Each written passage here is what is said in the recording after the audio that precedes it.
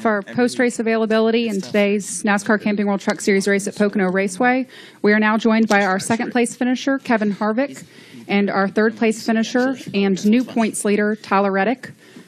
Kevin, Tyler, why don't you walk us through your race?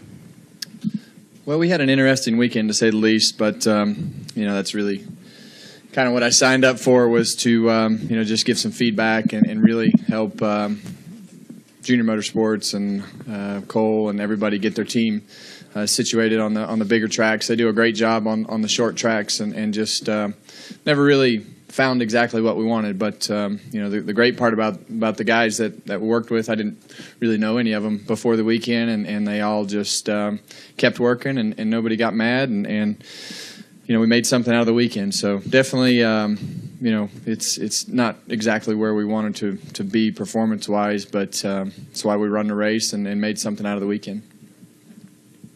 Yeah, I could say the same for us. We just couldn't keep up with the 4 and the 51 as well as we had hoped coming back. We just weren't as fast as we were last year here. But, we did what we needed to do. We came home with the top 3 finish. We were shooting for top 5 or better. Realistically, that was going to be a good day for us if we get that done. The restarts at the end were hectic, but the caution late kind of helped us and set us up to gain some of that track position we lost early on.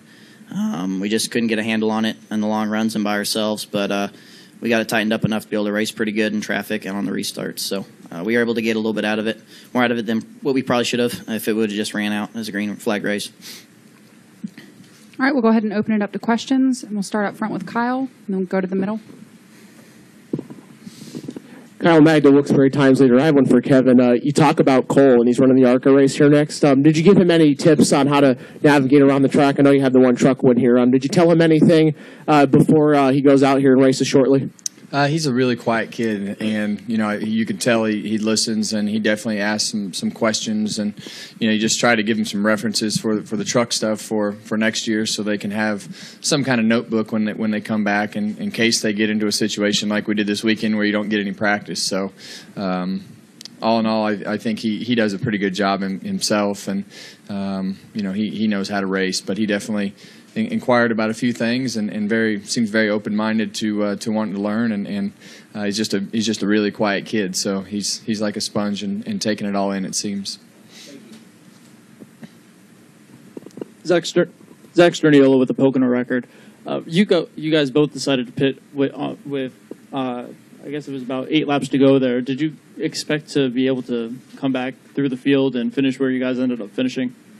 I mean, for us, we just didn't feel like we had a chance to win the race, and truck actually handled worse than it did before we pitted for whatever reason with the adjustments that we made. So that was my call, but I just didn't feel like we were going to have a chance to win. And looking back on it, as much as it all got jammed up there and moved around, you might have got wrecked. You might not have, but I just felt like we needed to do something different. Yeah, we were in the same boat. It was good to be on a little bit different pace than everyone else. It was nice to have those 4 fresh tires at the end for the restart. We were able to put ourselves in position to get back up there. We knew a few would pit, so we knew we wouldn't lose too much track position, and we were just fortunate to be able to get our team back up into the top 3 at the end. Any additional questions for Kevin or Tyler? We'll go to Dustin and then Kyle. Dustin Long, NBC Sports for Kevin. Just looking ahead to tomorrow, I know you had the runner-up finish in June, so you had a strong car. You've been fast here, but how do you feel like you are at this point with especially the Gibbs cars heading in tomorrow and what you have to consider? I feel like our car's great. This is just one of those deals where you got to hit the balance right in the morning, but we have a car capable of winning the race, and had the first practice didn't quite hit on everything. Second practice went really well. We'll go to Kyle. Tyler, you take the points lead today. We had Matt Kraft in here yesterday. He says he takes it on a race-to-race basis. What is your game plan moving forward? Do you think about points at all, or is it just pretty much like what Matt says? Is it a race-to-race thing for you as well? It's always been race-to-race from Daytona, and it will be until Homestead. That's just the way we race, and it's worked out pretty good for us so far this year. It's gotten us 2 wins, and it's gotten us a lot of other good runs so far this year. So we need to stay aggressive. We want to win races more than anything, and if we just run the best we can every given weekend, the end of the year. The championship will be there or it won't. So we just got to do what we can every weekend and get every little spot we can here and there, and it'll all add up at the end. Thank you. Final questions? All right, guys, congratulations and thanks Thank for you. joining us. Thanks.